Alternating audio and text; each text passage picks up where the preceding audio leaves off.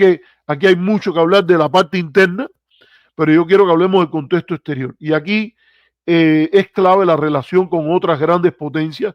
Tú has mencionado el tema de que vivimos en un mundo multipolar. Una cosa que a mí me sorprendió positivamente, por decirlo de alguna manera, que Rubio en la entrevista que le da a Megyn Kelly, muy temprano de la administración, él dice, vivimos en un mundo multipolar, que no es el discurso que viene más de, por ejemplo, Pete Hegseth, que habla de, con respecto a Panamá, ellos saben lo que tienen que hacer. Si quieren portarse bien, ellos saben lo que tienen que hacer.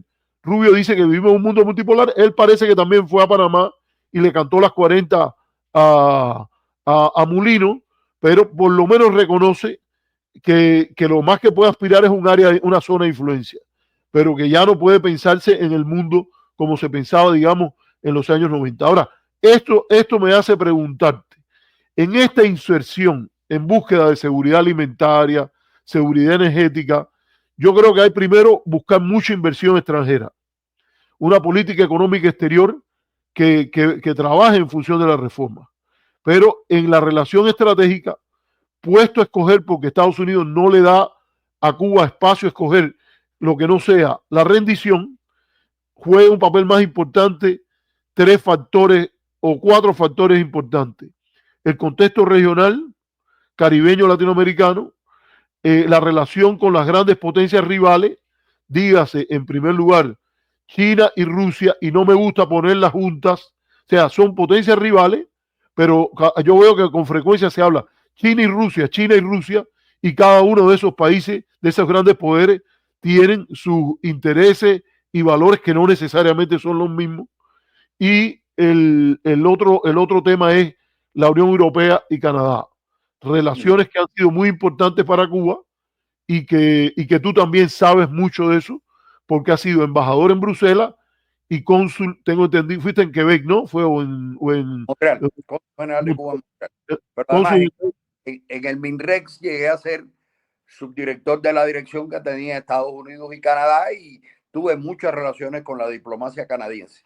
Exacto, exacto. Entonces, quisiera, yo sé que tú me dijiste es una hora, ya llevamos en este momento 39 minutos, que en el tiempo que quieras te refieras a estos temas. Mira, voy a tratar de hacerlo en una suerte de cápsula. Yo diría que como cuestión general, Cuba tiene acumulado un apalancamiento, por decirlo así, diplomático, capaz de conseguir las necesarios apoyos diplomáticos para garantizar lo que Cuba necesita en el plano internacional en materia de inversiones, de comercio, etcétera. Tiene también el peso de su tradicional solidaridad con países del tercer mundo. Pero y particularmente con América Latina y el Caribe. Pero déjame empezar primero por las grandes potencias. Las dos grandes potencias que de alguna manera desafían el poderío de Estados Unidos han dejado muy claro una cosa, porque hubo al principio de Trump y se habló de esfera de influencia y que entre Trump y Putin iba a haber un pacto donde Trump le iba a dar manos libres a Putin para hacer con Ucrania lo que quería a cambio de que Estados Unidos hiciera lo que quería con Cuba. Yo creo que eso no es lo que se está dando. Lo que se está dando ni tampoco China está por el camino de una división de esfera de influencia. Tanto China como Rusia, su posición con respecto a Cuba es que van a apoyar al gobierno de Cuba y van a hacer todo lo posible y todo lo necesario por evitar ese colapso que quiere provocar Estados Unidos. Es decir, van a estar ahí por distintas vías, etcétera. No son iguales. Eso que tú acabas de decir es una realidad y no enfocan a Cuba de la misma manera. En el caso de Rusia, hay una cierta nostalgia de algunos, empezando por el presidente Putin, una cierta nostalgia de aquella Cuba que en un momento determinado la Unión Soviética vio como la continuación de la revolución, etcétera, etcétera. Rusia no es la Unión Soviética. Rusia no es un país socialista, no es un país, no hay un partido comunista en el poder. Es decir, no hay una serie de características que permitieron en su momento que Rusia bancara a Cuba. Es decir, que la Unión Soviética subvencionara en grande a Cuba. Eso no es posible ahora. Pero sí hay como diríamos, una visión geopolítica del gobierno ruso, sin que esto sea como lo pintan a veces, sino simple y sencillamente ellos consideran que ellos tienen todo el derecho del mundo a tener las mejores relaciones posibles que puedan tener con un país como Cuba, que tiene una posición geopolítica importante, porque Cuba sigue teniendo una posición geopolítica importante. Entonces, Carlos, permíteme decir ahí que tú mencionaste al presidente Vladimir Putin, pero el que sigue los debates de política exterior y de gran estrategia en Rusia, uno nota un gran componente de geopolítica y parece haber un consenso a nivel de la discusión de política exterior rusa, donde las personas que optan por una relación de tipo fraternal como la que se construyó en la época de Putin son una extrema minoría, y hay entre las principales fuerzas políticas e incluso en el ámbito académico, uno nota numerosos artículos en los cuales mencionan la importancia de mantener una relación priorizada con América Latina y África, en prioridad incluso con respecto a el sudeste de Asia, el Asia occidental, donde destacan la India y prácticamente el resto de lo demás. Ellos dicen prioricemos América Latina y regiones de África, donde ellos identifican un legado geopolítico. O sea, no es que estamos dependientes, porque se habla de la edad de Putin y todo eso. Yo creo que es importante contar que eso existe ahí, y yo soy partidario que Estados Unidos haga lo posible por pelar a Cuba lo más posible, y que Cuba no entre en ese juego. Pero es una realidad de que en el lado ruso hay una voluntad de hacer lo posible, caminar bastante la distancia para mantener una relación especial con La Habana. Yo creo que eso tú tienes toda la razón, pero sin embargo, creo que hay que, porque además se ve cada vez que Putin se refiere a Cuba, cada vez que Putin tiene ciertas atenciones con el presidente Díaz-Canel, es obvio que él tiene algo en lo personal que le añade, que es un valor añadido, pero que por supuesto sería iluso confiar en que eso va a estar ahí toda la vida, porque él es un ser humano, sí, se puede morir. O puede haber cambios en Rusia. Yo no creo. Yo creo que su poder está consolidado. Yo no creo que haya posibilidades de que caiga el régimen de Putin ni nada de eso. Y si en todo caso se cae el régimen de Putin, o si cae él personalmente, estoy de acuerdo contigo que hay una línea política que siempre ha prevalecido, que es la línea que prioriza, quizás idealistamente, el contenido eslavo, es decir,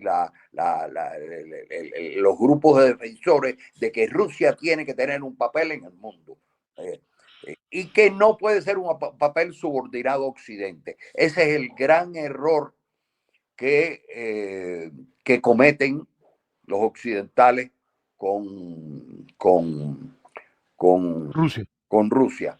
Hace poco yo vi una película donde es muy interesante, una película de esa de espionaje, donde están tratando de evitar una guerra entre Rusia. Hay sectores en Estados Unidos y en Occidente tratando de promover una guerra entre Rusia y Estados Unidos, y hay un agente, un superagente de estos norteamericanos metido en el medio, y él está tratando, y él se empata con un viejo coronel de la inteligencia soviética, y el viejo coronel en un momento determinado le dice: yo no sé por qué ustedes nunca entienden lo que está pasando en Moscú. Nunca lo han entendido. Y yo creo que es una cosa, el gran error que cometió Biden fue haber promovido la guerra entre Ucrania y Rusia. Se equivocó de plano. Lo único que provocó fue una guerra que le ha costado a Ucrania muchísimo y no logró lo que para mí era el objetivo de Biden con esta guerra, que era destruir a Putin. Había algo personal ahí entre él y Putin. Pero bueno, ahí no estamos desviando de eso. Yo creo que tú tienes razón, hay un interés geopolítico, no es un interés geopolítico solo de Putin. Putin le añade un factor personal, pero hay una posición geopolítica. El caso chino es distinto, porque el caso chino sí hay, como diríamos, un compromiso político-ideológico, además de económico. China no necesita a Cuba para su política en América Latina. China tiene una presencia en América Latina independientemente de la relación con Cuba.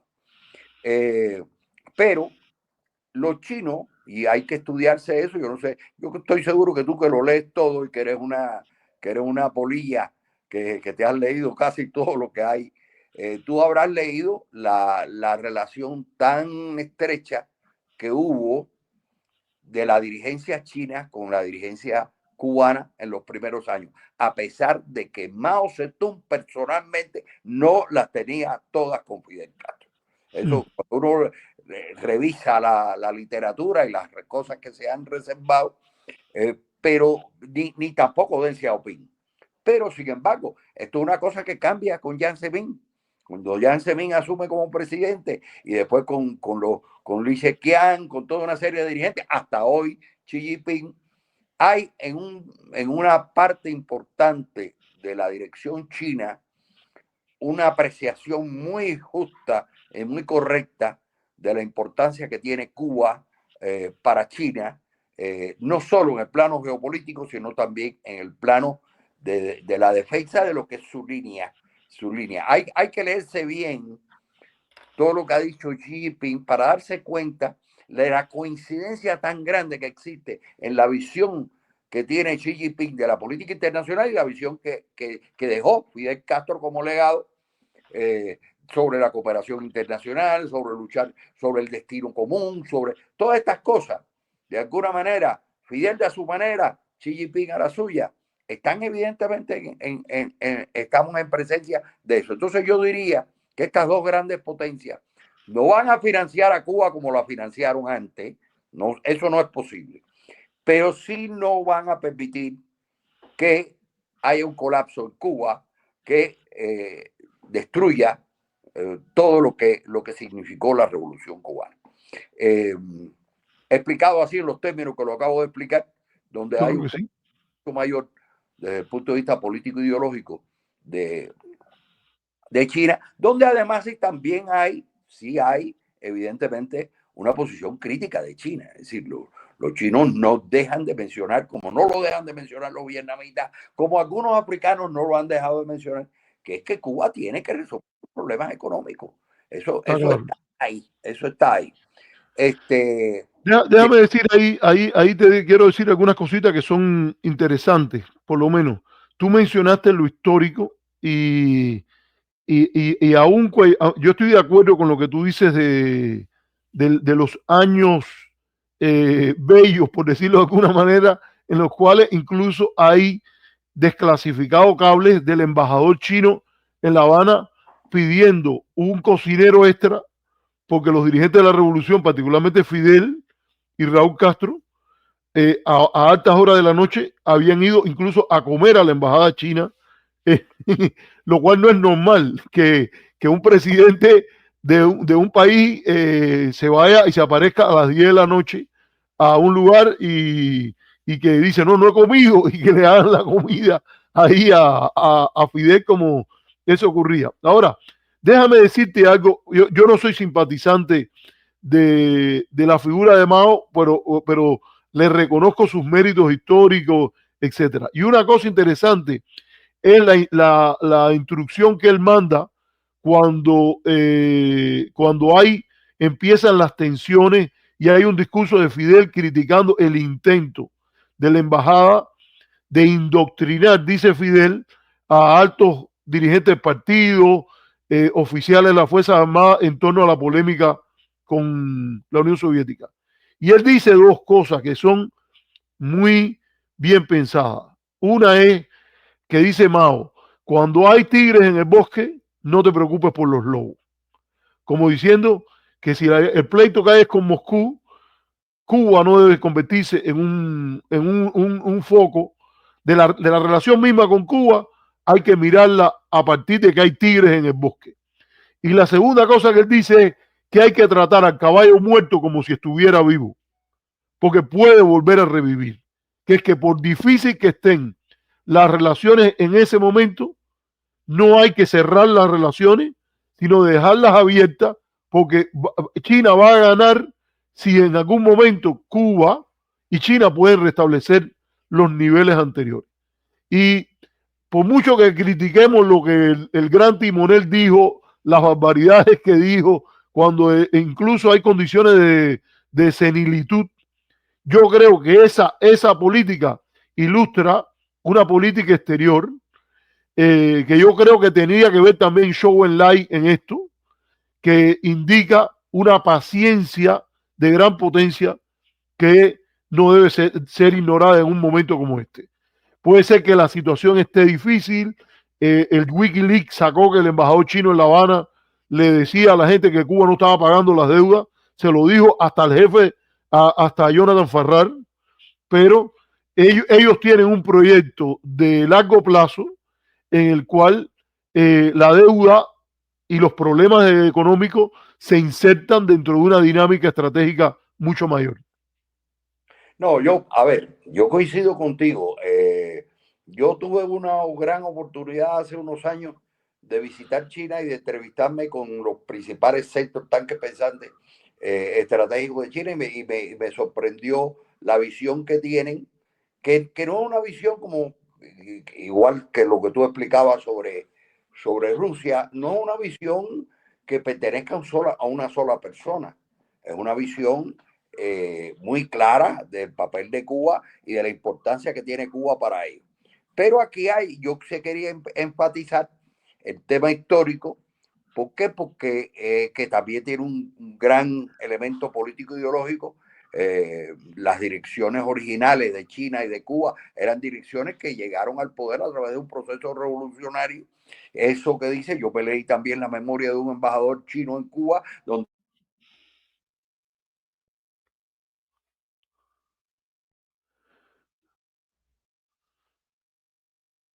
quería mantener la neutralidad en el conflicto chino-soviético, particularmente en momentos en que Estados Unidos arreciaba la guerra en Vietnam y que ellos pensaban que era muy perjudicial para el movimiento comunista internacional eso y que tenían que mediar, que no podían permitir que Cuba se fuera para un lado para el otro. Al final Cuba se fue. Al final, en los años 1989, 90, por ahí, Cuba se alineó con la Unión Soviética. Pero esto es por cierto, eso está muy bien explicado en un libro que es muy recomendable, que es el libro de Arne Westad sobre la Guerra Fría en el Tercer Mundo.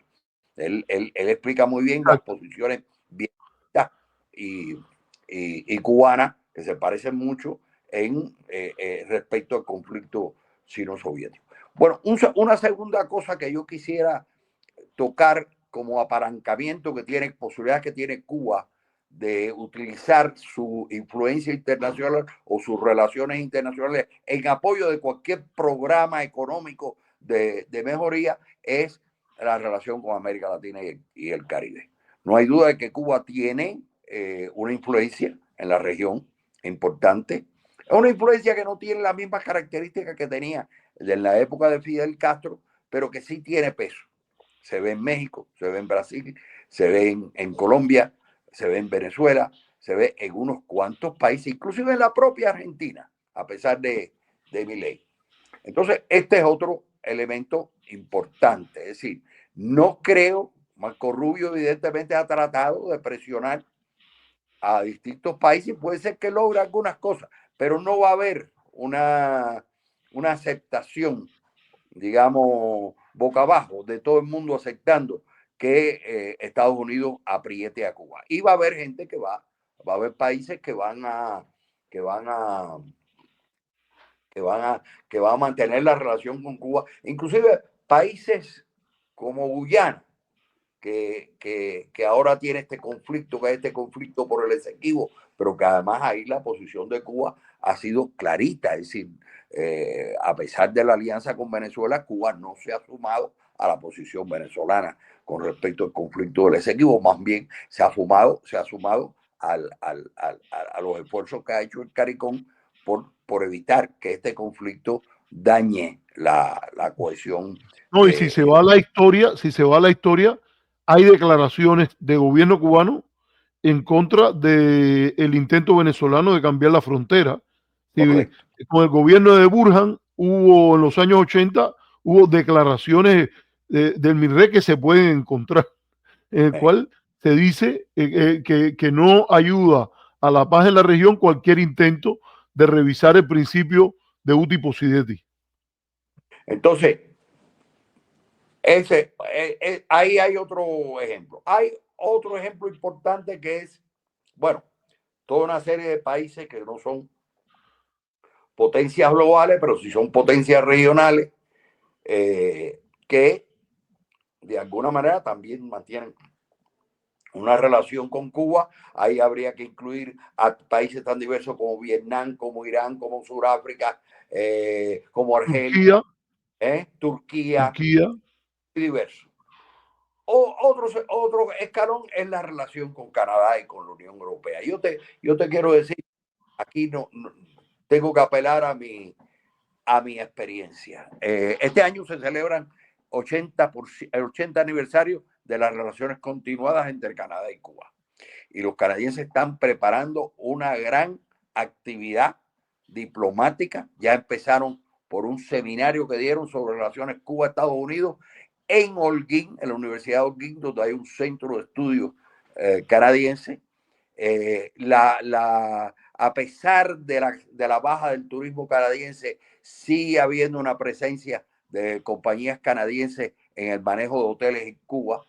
Está, por supuesto, la vieja relación de Sherry International y sus inversiones en materia minera. Es decir, con Canadá las relaciones marchan bien. No hay razón para pensar que haya algún problema, y más bien lo que hay después de estas amenazas de Trump de que quiere anexarse a Canadá, bueno, pues imagínate, eso estimula el nacionalismo canadiense, que no es poca cosa, Los canadienses siempre han defendido su identidad frente a Estados Unidos. No les gusta que los confundan con los norteamericanos. Y además, en este momento, ahora mismo, el primer ministro Carney acaba de demostrar que es uno de los dirigentes políticos internacionales que sabe manejar mejor la relación con Trump y poner a Trump en su lugar y no dejarlo que le mete el pie, como diríamos. Sí, sí, sí. Es muy cubano. Fue una conferencia de prensa muy, muy peculiar. Hay el asunto de la Unión Europea. Yo remitiría a todo el que quiera saber a la declaración de la señora Kallas, ex primera ministra de Lituania, en el Parlamento Europeo, reiterando cuál es la posición de la Unión Europea con respecto al acuerdo de cooperación y diálogo político con Cuba.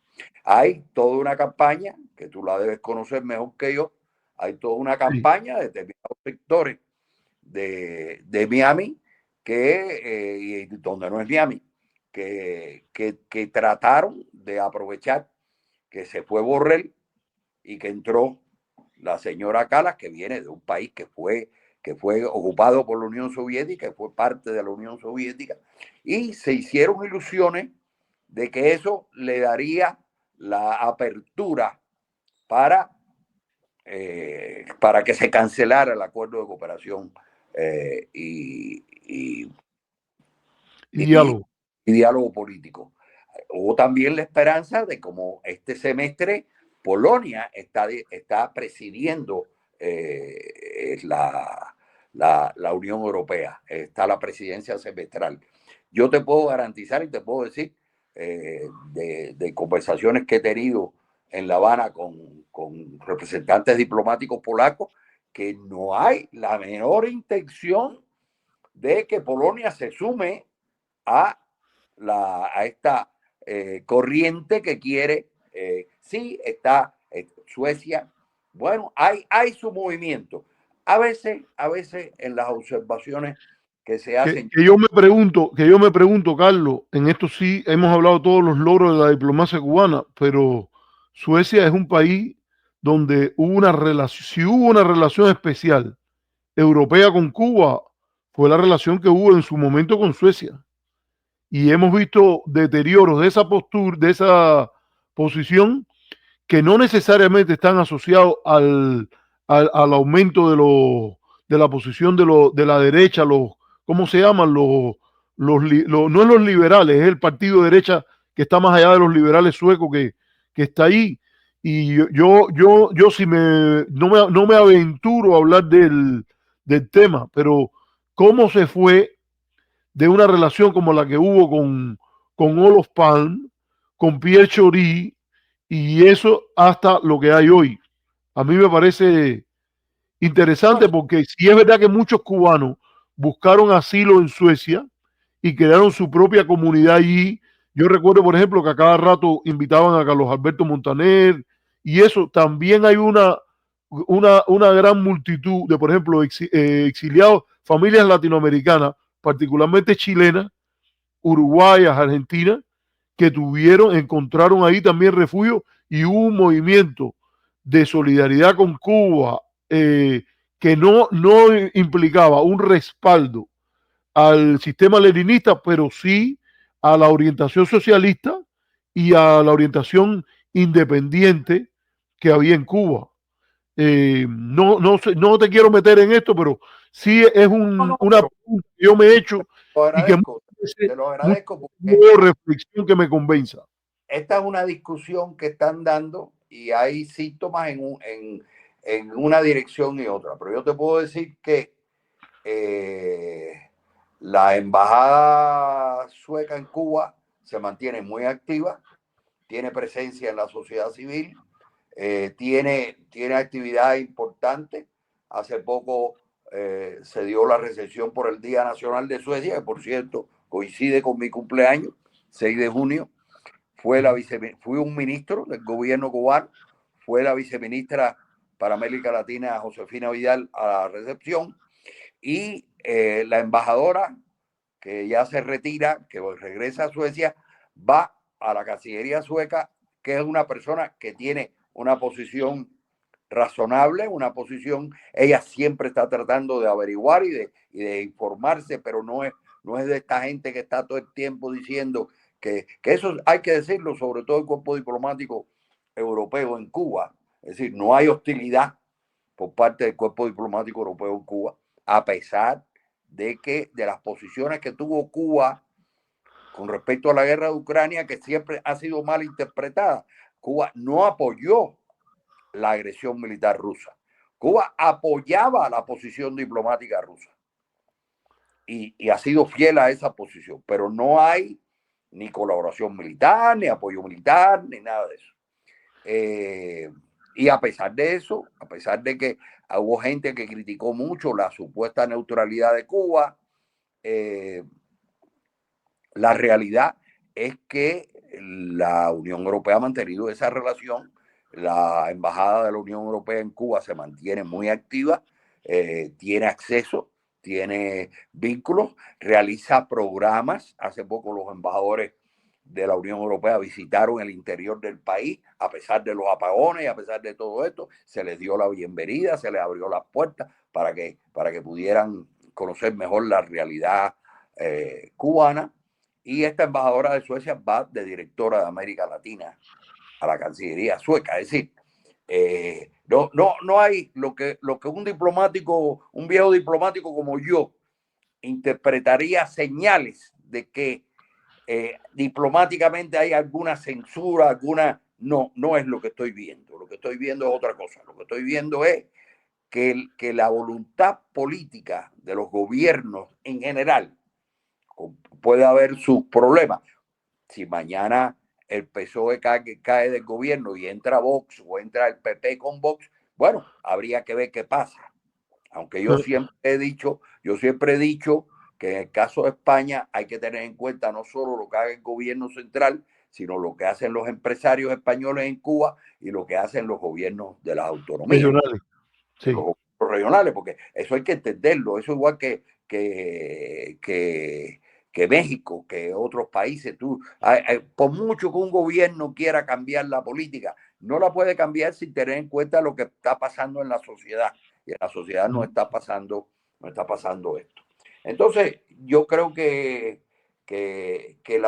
Cuba puede contar con la Unión Europea y además, obviamente, ya la posición de Estados Unidos hacia la Unión Europea con Trump es tan negativa y tan mala que no es posible algo que en algún momento el propio Marco Rubio se ha ilusionado con que es posible, que es con internacionalizar la política de sanciones de Estados Unidos contra Cuba. Eso no va a pasar. Eso no va a pasar.